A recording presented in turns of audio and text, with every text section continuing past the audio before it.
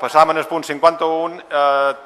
Té la paraula Idees, Associació d'Estudiants, don Víctor Manuel Robles Román. Gràcies, senyor Batlle.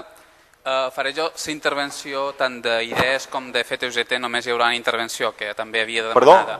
També hi havia demanada intervenció de FET-UGT en aquest punt i només hi haurà una intervenció. Només hi ha una intervenció? Sí, molt bé, moltes gràcies, molt amable. Quan vulgui. Senyores regidores i senyors regidors, faig aquesta intervenció com a president del Consell d'Estudiants, que és el màxim òrgan de representació de la comunitat estudiantil universitària.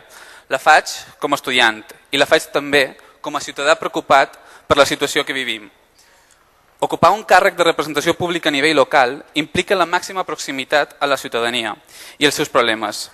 Sou, de tota l'estructura política i administrativa, el primer esglaó de la relació de la ciutadania a l'administració i sou els primers que heu de donar resposta a les necessitats que té la ciutadania.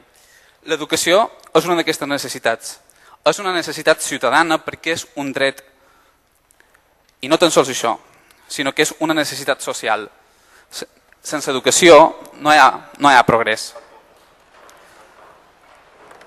Perdó. L'educació és el que garanteix el progrés. Una idea que cal repetir, perquè pareix que el govern d'Espanya, el govern de les Illes Balears i vostès mateixos com a govern local han oblidat, o ni tan sols mai han assolit. Sense educació no hi ha progrés. Progrés és garantir l'accés a la universitat sense que l'economia familiar sigui un problema. Progrés és invertir en universitats pioneres en investigació. Progrés és que un home o una dona no hagin de renunciar a la seva carrera professional perquè han de cuidar dels seus fills, perquè tenen una escoleta en el seu barri on poden deixar els seus fills petits. Sense educació, senyors regidors i senyores regidores, no hi ha progrés. Són 3.000 milions d'euros que el govern retalla en futur, d'un cop, sense badar. 3.000 milions d'euros el que cal sumar la retallada que fa el govern de les Illes Balears als pressupostos d'educació 2012. La retallada addicional de 32 milions que el senyor Bosch va fer fa unes setmanes.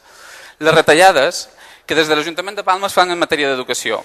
Vergonyoses per ser si tenim en compte que el que en teoria s'estalvia, que no s'estalviar, és perdre en futur. En programes educatius com el programa Èxit mos lo gastam en urinaris.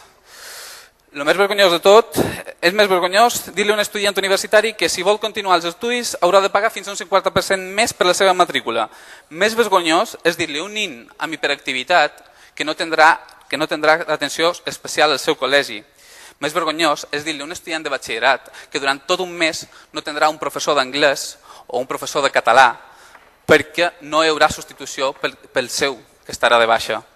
Més vergonyós és dir-li a una professora que haurà de fer més hores de classe a més alumnes. Però el més vergonyós de tot és dir i fer tot això.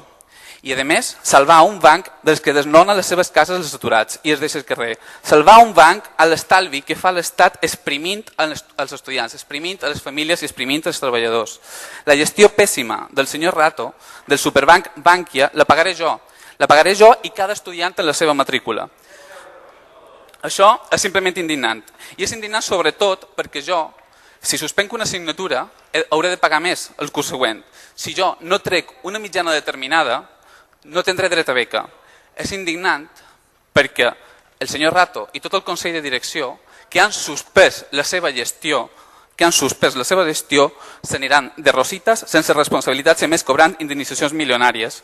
Per això, des d'aquí, demano, des del primer esglaó de l'administració fins al darrer, que volem que es digui que cap retallada de l'educació està justificada, que no és de rebut i no es pot consentir que mentre el Ministeri d'Educació i el Ministeri de Sanitat diuen que s'han de retallar 10.000 milions d'euros en escoles i hospitals, el Ministeri d'Economia digui que s'han de donar 10.000 milions d'euros a un banc per la sostenibilitat del sistema. 10.000 milions que, per cert, de cada vegada el multipliquen i són més.